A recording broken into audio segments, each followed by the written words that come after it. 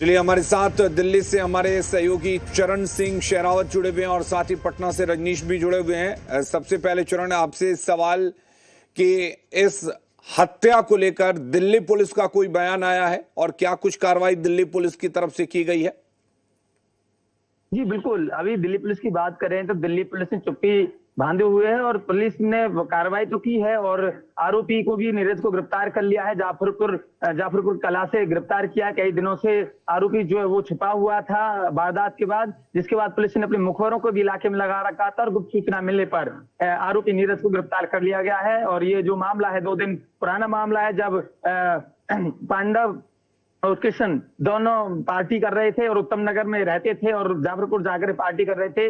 उसी दौरान ये रोड पर खड़े हुए थे और बातचीत कर रहे थे और हो सकता है तेज बातचीत कर रहे हो। उसी दौरान नीरज वहां पहुंचते हैं और नीरज उनसे कहते हैं कि कुछ कहा सुनी होती है आपस में, जिसके बाद नीरज पांडव के पास से गोली मारता है छाती पर, और जो छाती पे जो गोली लगती है पांडव के गोली पार होते हुए जाती है और कृष्ण के जा लगती है। तो कृष्ण का अभी फिलहाल इलाज चल रहा है हॉस्पिटल में, और जब पांडव को लेके जाते हैं हॉस्पिटल तो उसको मृत घोषित कर दिया जाता है। जी चरण, एक और सवाल आपसे, एक बार और कंफर्म कीजिए कि ये जो आरोपी हेड कांस्टेबल है उसकी गिरफ्तारी हो चुकी है। सवाल ये भी है कि जो गोली उसने मारी थी वो सरकारी पिस्टल थी?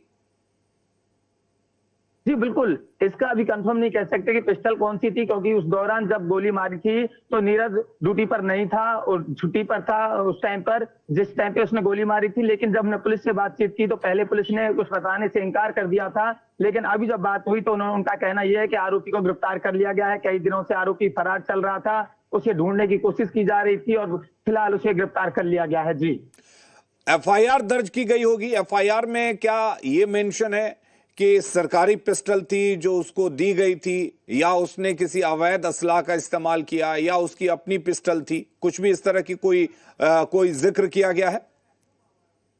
जी बिल्कुल, हम आपको बता दें, कुछ भी कहना भी बहुत जल्दबाजी होगी, क्योंकि जो एफआईआर भी हुई है तो पुलिस ने हमसे बात करने से बिल्कुल इनकार कर दिया था। जाफरपुर थाने की पुलिस की बात करें तो उन्होंने अंदर तक जाने नहीं दिया। जो फैमिली वहां मौजूद थी उस दौरान जब वहां पर गए थे तो फैमिली से भी हमें नहीं मिलने दिया गया था।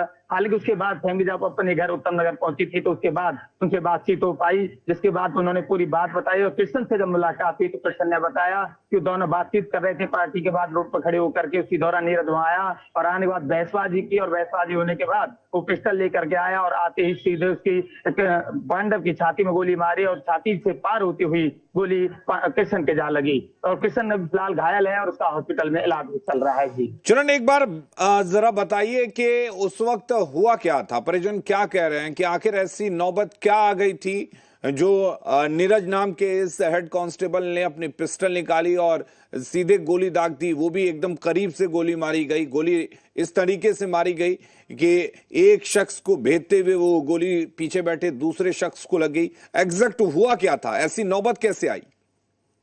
जी बिल्कुल, बताया ये जा रहा है कि जो पांडव है ये उत्तम नगर का रहने वाला है और किसी दोस्त की पार्टी में जाफरपुर गया था, और जहां पार्टी चल रही थी वहां से उसके बगल में ही नीरज का घर था, जहां पर शोर शराबा जब पार्टी का नीरज ने सुना तो नीरज नीचे आया था। जिसके बाद पांडव से उसकी बहसबाजी हुई और बहसबाजी होने के बाद नीरज ने, हेड कांस्टेबल बताया जा रहा है नीरज, तो उसने पिस्टल निकाली और निकाल करके सीधे पांडव की छाती पे मारी और इतने पास से मारी कि गोली बिल्कुल पार गई और कृष्ण को भी घायल कर गई। कृष्ण से जब बातचीत की तो कृष्ण ने ये बताया कि हम पार्टी कर रहे थे, उस दौरान पार्टी के दौरान थोड़ा शोर शराबा भी होता है, लेकिन जब वो आया तो बहसबाजी करने लगा और उसने बात ना सुनते हुए सीधी गोली मार दी। जी ठीक है, चलिए आप बने रहिए हमारे साथ। चरण, हमारे साथ पटना से रजनीश भी जुड़े हुए हैं। रजनीश, अब आपका रुख करेंगे।